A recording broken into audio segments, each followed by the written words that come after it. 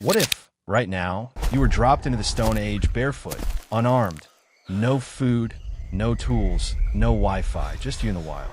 You'd hear rustling in the trees, but no idea what's hunting you. You'd feel the cold, but not know how to make fire. You'd be surrounded by nature, but completely powerless against it. Modern humans were never built for this world, but our ancestors were. So let's find out. Could you survive even one single day as a prehistoric human? The answer is more terrifying than you think. Imagine this. You blink, and when your eyes open, everything has changed. No buildings, no roads, no voices, just wilderness. Endless, feral, and ancient. The first thing you feel is the cold. Not a gentle chill, a biting, what kind of cold that sinks into your bones. You're barefoot, bare-skinned, dressed in nothing but whatever fabric the wind forgot to rip off your body. The air smells like mud, rot animal musk, and every single noise, a twig snapping, a bird calling, a gust of wind in the trees, feels like it might be the last thing you hear. You are now in the late Paleolithic era, roughly 20,000 BC. There are no phones to call for help, no Google to search how to make a fire, no packaged food, no warm bed, just you and the unrelenting world of early humans. This is not a survival show. There's no safety crew watching from behind camera. If you fall into a ravine, that's it. If you drink the wrong water, you won't have time to Google symptoms. You wouldn't just feel lost. You'd feel prey. Every nerve in your body would start firing survival alarms. But modern humans have forgotten how to listen to those. We live indoors. We eat from plastic. We sleep with locks, climate control, and a glowing rectangle beside our heads. But out here, your body quickly remembers that it's soft, fragile, and far too slow. Now, think of the caveman. He woke up here every day. No panic, no confusion. This was his normal. He smelled a breeze and understood what it meant. He saw a broken twig and knew whether it was deer or predator. You see trees and just think pretty. You are completely outmatched, and the first hour hasn't even passed. You are the weakest animal here. Let's talk about predators. Right now, you might be thinking, okay, just climb a tree if something scary comes along. That's cute. But in 20,000 BC, trees were homes to giant cats, massive snakes, or worse, absolutely nothing. Because everything with an ounce of survival instinct is moving. Searching, hunting. Lions existed. So did wolves. But forget them.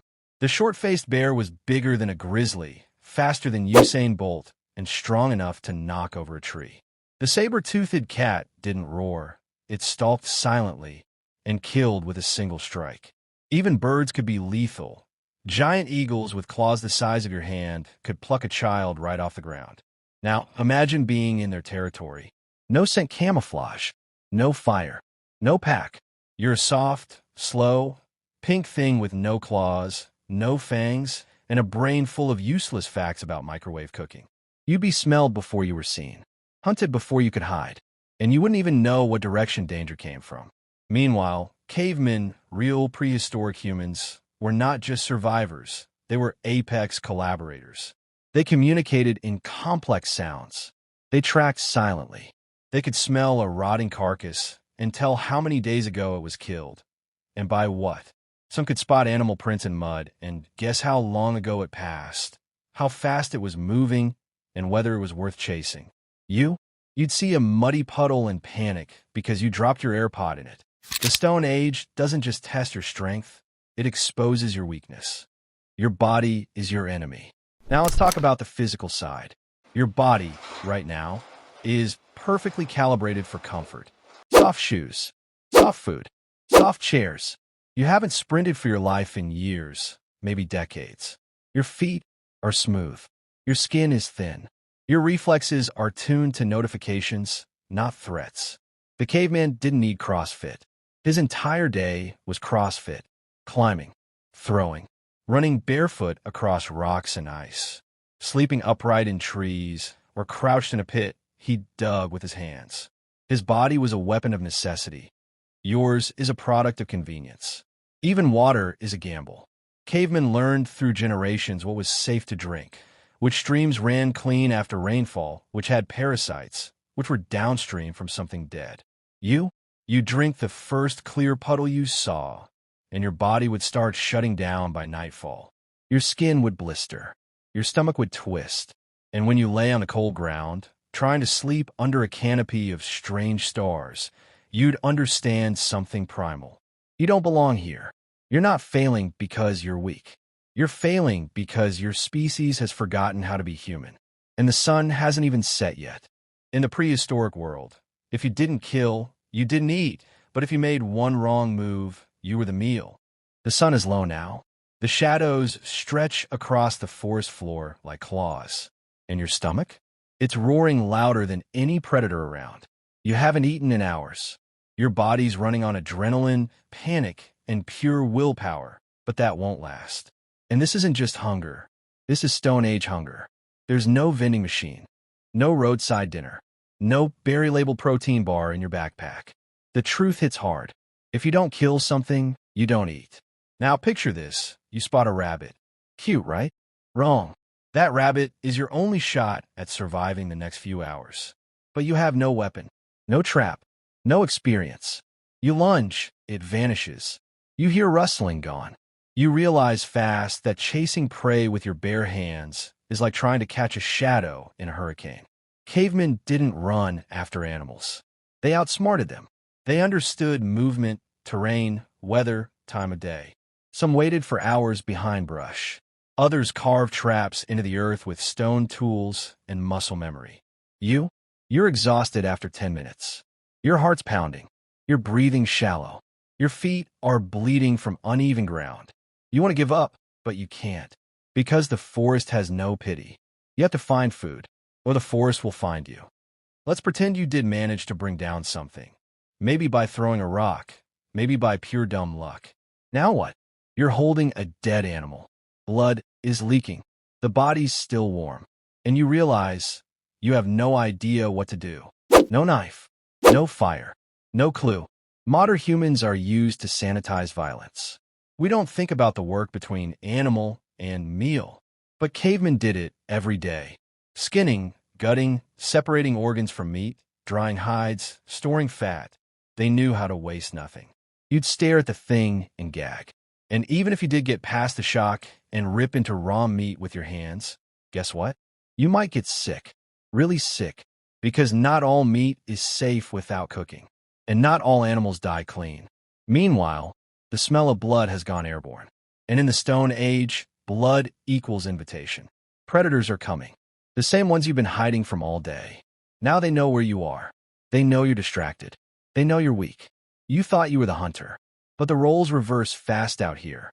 Cavemen didn't just hunt. They knew they were being hunted at the same time. They built lookout systems, stayed in groups, moved with the wind, and always carried weapons. Spears carved from bone, clubs wrapped in hide, stone-tipped arrows, sometimes poisoned with sap or rotting meat. Your best defense? A rock and prayer. Even the strongest cavemen didn't survive alone. Because survival wasn't just about muscle, it was about community. You needed someone watching your back while you slept, someone to help carry a kill, someone to trade knowledge, signal danger, share fire, even raise children. Modern humans pride themselves on independence. But in the wild, alone means dead. Now imagine the emotional weight of that loneliness. Not just fear of predators, but fear of isolation. You're surrounded by silence, and your own thoughts grow louder. You start to panic, to hallucinate, to wonder if death would be easier than another minute of this terror. Meanwhile, ancient tribes had hierarchies, rituals, even primitive medicine. They painted stories on cave walls. They knew how to treat a wound with bark or mold. They understood animal behavior better than most modern zoologists. And they passed it all down, generation to generation, through the one thing you've now lost. Language. You can't talk to them. You can't learn from them. You are the weakest, most clueless animal in this forest. And the forest is watching. The hunt was never just physical, it was psychological. And in the Stone Age, the mind broke far before the body did. Imagine nightfall with no fire, no walls, and every sound in the dark could be your death sentence. The sun is gone. Not just set, gone. Swallowed by the ancient sky. leaving you alone in a darkness deeper than anything you've ever experienced. There are no streetlights, no glowing screens, no distant cities on the horizon, just pitch black. And your instincts, the ones buried deep beneath centuries of comfort, are starting to wake up. Your pupils dilate. Your hearing sharpens. Every snap of a twig sounds like it's right beside you. Your heart beats so hard you feel it in your teeth. This isn't just fear. It's primal terror. You suddenly realize why fire was a miracle. Not for heat, not just for cooking, but because it kept the monsters away. It was the only thing between early humans and the abyss of the night. Fire was safety. Fire was survival. You reach for a lighter, but there is none. You try rubbing sticks together. They snap. You bang stones together. Sparks, maybe, but no flame. No one taught you this. You've seen it in movies, but you never tried it. And now you need it more than anything in your life. You curl up, shivering. Every noise feels like it's moving closer. You don't even know if it's animal or wind. But it doesn't matter, because you can't see. You can't run. You're a heartbeat in the dark, waiting to be silenced. Let's say, somehow, you remember caves. Cavemen lived in caves, right? You stumble toward the rock face, hands out, praying for shelter. But here's the thing they don't show you in documentaries. Most caves are already occupied by bears, snakes, insects, or things that don't have names anymore. Early humans didn't just find shelter. They built it. They wove branches, dug pits, piled rocks into wind-blocking formations. They created lean-tos from hides and bones. Every shelter was a calculated defense against wind, predators, cold, and even other humans. Your version? A pile of wet leaves under a crooked tree. And it's not just about comfort. It's about exposure. Out here, the cold doesn't just chill you, it breaks you down. Your fingers stop working. Your teeth rattle. Your body begins to shut off functions to conserve heat. You hallucinate. You slip into hypothermia. You fall asleep and never wake up. The caveman didn't just avoid this. He expected it. He built fire pits shielded from wind. He used ash as insulation. He used furs as sleeping bags before sewing was even invented. And yet you're here, shaking, breathing fog into the air, curled like a child, and still hours away from dawn. This isn't discomfort. This is a slow, invisible death. But even if you don't freeze, even if nothing eats you, there's something worse waiting in the night. Your own thoughts. Silence is not peaceful in the prehistoric world. It's loud. You start to hear voices. Not real ones. Echoes of memory, imagination, fear. Your mind begins to unravel. What was that noise? Is something watching me? Will I make it to morning? Time stretches. You forget what hour it is. You begin to wish for sunrise like a prisoner, counting seconds before execution. But even light feels like a lie out here. You begin to wonder if it will ever return. Meanwhile, the caveman, the real one, is not panicking. He's asleep because his shelter works. His fire is strong. His tribe is near. You, on the other hand, are awake, shaking, and fighting back tears. Because for the first time in your life, you feel it. Not just fear of the dark, but true, total helplessness. You've survived the day, but the night? The night is still winning.